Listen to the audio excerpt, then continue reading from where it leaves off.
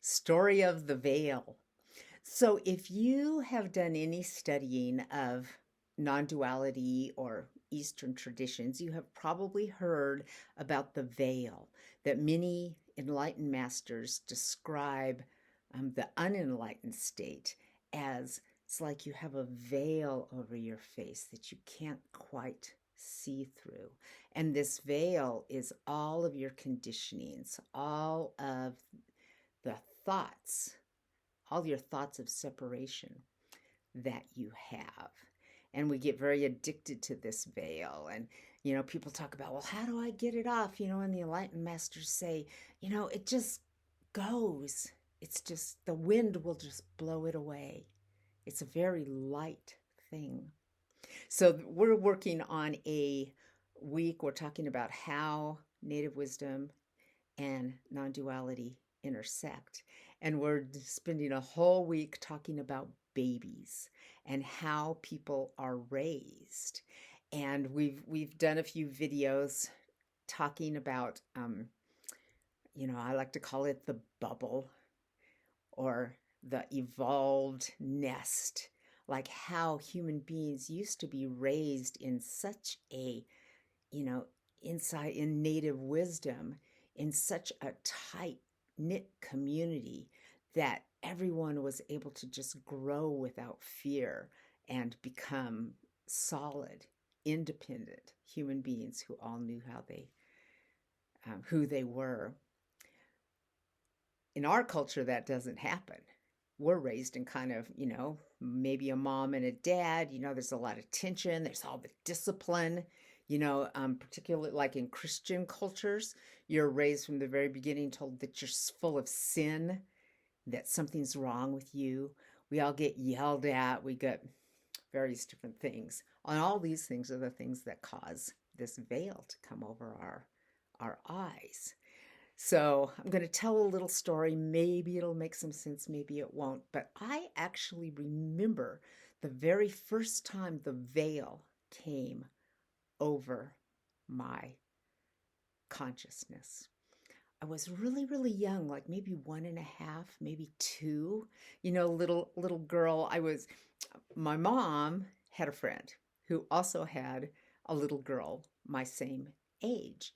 And so the mom and the friend had got together and decided, oh, let's get the 2 little girls together to play. That'll be so cute.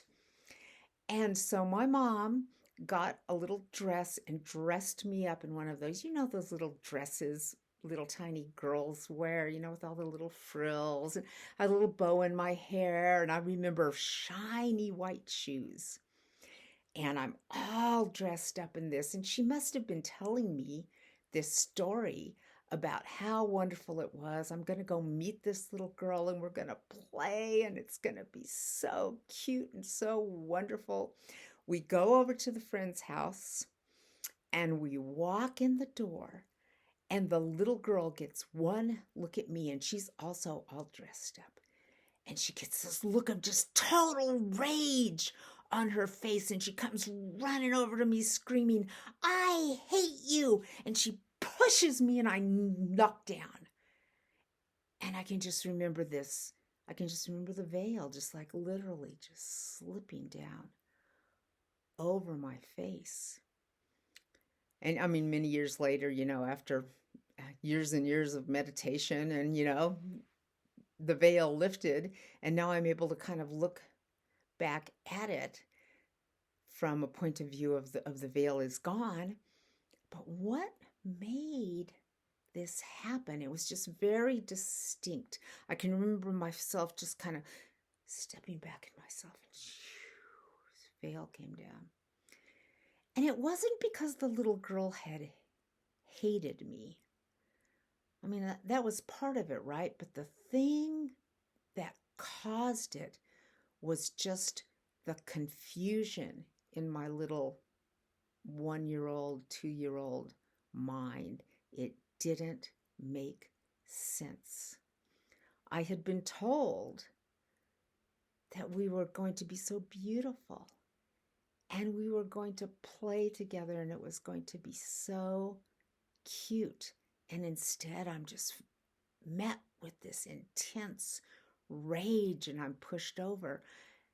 And it wasn't like I was afraid. I mean, I wasn't really hurt, but it was the lie. The more I look back at it and think about it, it was the lie that I had been told, this subtle, subtle lie that is so subtle that no little 2-year-old could work their way through it, right? And I had been told this by the person I trusted the most in the whole world, my mom, and I ran and hid behind her legs. So it wasn't like I was then afraid of her and hated her, right? Because I was too confused to put any of that together. But it was this break in my psyche that all of a sudden the world didn't make sense. So then, of course, something like this has happened to every single one of us. And we can be absolutely sure that that was not the only trauma I ever faced as a child, right? We're all just getting bashed and hit by things that just don't make sense as we grow up. And so I have decided that more than likely, pretty much maybe, the thing that drives us crazy is lies. Human beings can handle anything else. We can handle floods and fire and war and, whatever. But it's the lies, things that just simply don't make sense. That's what drives us crazy. And that's what causes this veil and causes this loop that just goes around and around and around in our head, and that's the loop that we then, as meditators, are trying to get ourselves out of. I'm sure you've noticed it if you've ever sat and meditated. You're meditating, boom, the loop comes on. Next thing you know, you're like, oh, the loop. And then you're like back, oh, wait. Meditate again. And then,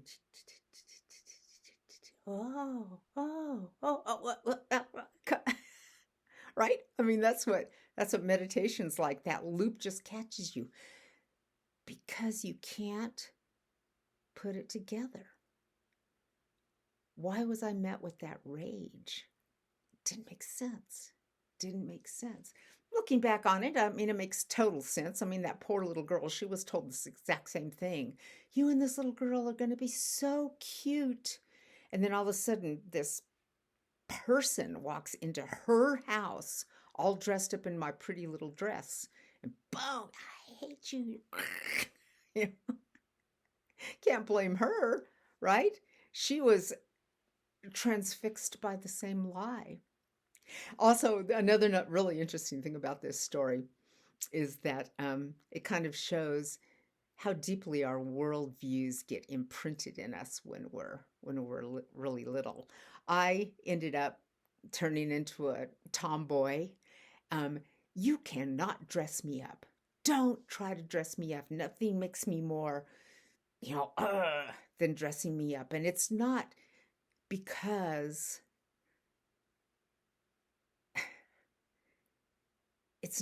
I'm anti-dress up. It's because dressing me up makes me feel fake. And the second I feel fake, I'm confronted with that lie. Like, what? And so now look at most of the other girls, right? They got dressed up and they must have been imprinted with something that told them, dressing up is really good. Every time you dress up, you'll be loved. And so they love to dress up, oh, you're so cute, They didn't meet that little girl. But so see how deep these imprinted conditionings are. And we get them so young. So that's what we're talking about here in the intersection of non-duality and native wisdom. Native wisdom is showing us how a human being can be raised inside a bubble of such love that there's no lies. Non-duality is showing how, if you've been raised not in that bubble, if you've been raised with lies so that your mind is in chaos, how can you come to a place of stopping so you can stop the chaos and step out of it and start choosing your own life? That's why we need both these things together, because non-duality is the tool that helps us get to this place where we can start creating this integrated world together. So hopefully that story makes a little bit of sense and kind of helps. I mean, hopefully it helps start, you know, popping up all sorts of ideas of things that happen to you. Oh, I want to talk just a second about how Native cultures don't have lies. So go back. I mean, forget about all these conquered cultures and everything. Let's go way, way, way back before the white man conqueror even came. Everybody's living, um, in these integrated communities. And from when you're very, very young, you are taught how to live, how to eat, how to find things to eat, how to tan a hide, how to live and how to be. Nothing is a lie because everything is real. Even the myths and the stories are real because they're not given out of context of the integration of the whole world together. So we would have, humanity, 100,000 years, million years, however long we've been telling stories, has lived in this place where there's no lies, where lying about the nature of reality itself doesn't exist, where no one would be faced with that fundamental lie that I hit at 2 years old, where something that my mother had told me was like so obviously not true.